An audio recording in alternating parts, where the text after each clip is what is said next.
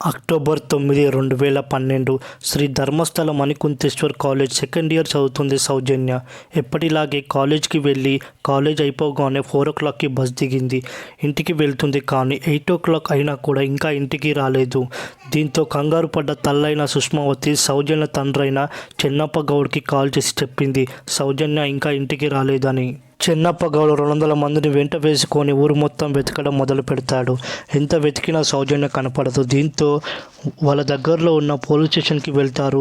పోలీసులు 24 గంటలు దాటితే కానీ కంప్లైంట్ తీసుకోమని అంటారు. ఇక next day morning 4:30కి Netravati river పక్కన ఒళ్ళంతా గాయాలతో సెమీ న్యూడ్గా తన ఐడి కార్డ్ చున్నీతో చెట్టుకు కట్టేసి కనిపిస్తుంది సౌజన్య. డెడ్ బాడీ చూసిన ప్రతి ఒక్కరికి అనిపిస్తుంది తనని ఎవరో రేప్ చేసి చంపారని. ఈ విషయం తెలుసుకున్న పోలీసులు వెంటనే స్పాట్కి వచ్చారు. స్పాట్కి వచ్చేసరికి పోలీసులు ఎలాంటి ఫొటోస్ అండ్ వీడియోస్కి తీసుకోలేదు. చుట్టూ 2000 మంది దాకా జనం ఉన్నారు. అక్టోబర్ 10న సౌజన్య డెడ్ బాడీని పోస్ట్ మార్టంకి పంపించేశారు.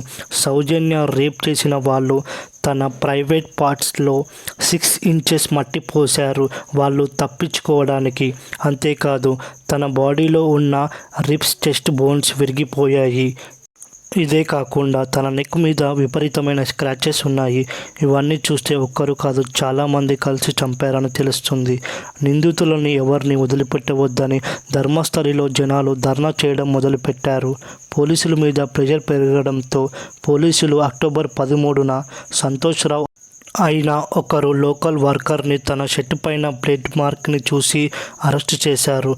మాలిక్ జైన్ ధర్మస్థలిలో స్ట్రీట్ అకౌంటెంట్, ధీరజ్ జైన్ అన్నపూర్ణ ట్రస్ట్లో సీనియర్ మేనేజర్ కొడుకు, విజయ్ జైన్ కర్ణాటకలో రాజ్యసభలో విజయ్ బంధువు.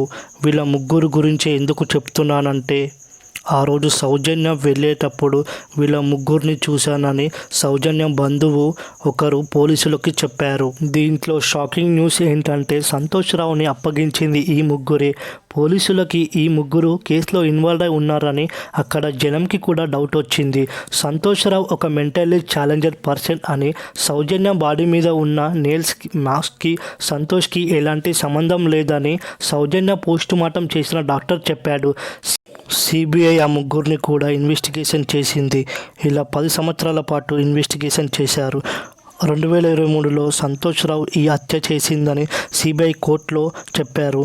కోర్టులో సబ్మిట్ చేసిన ఆ ఇన్ఫర్మేషన్ సరిగ్గా లేకపోవడం వల్ల ఆఫ్టర్ 1 year సంతోష్రావుని రిలీజ్ చేశారు. తన బిడ్డ చనిపోయి 13 సంవత్సరాలు అవుతున్నా ఎవరు చంపారు అని ఆ తల్లిదండ్రులకు ఇంకా తెలియదు. ఈ కేసులో ఈ ముగ్గురు చేశారని నేను చెప్పట్లేదు, నిజాన్ని ఎవరికి తెలియకుండా ఆపేశారు. ఫ్రెండ్స్, ఈ వీడియో మీకు నచ్చితే లైక్ చేయండి. ఛానల్ని కొత్తగా చూసేవాళ్ళు సబ్స్క్రైబ్ చేసుకోవడం మాత్రం అస్సలు మర్చిపోకండి.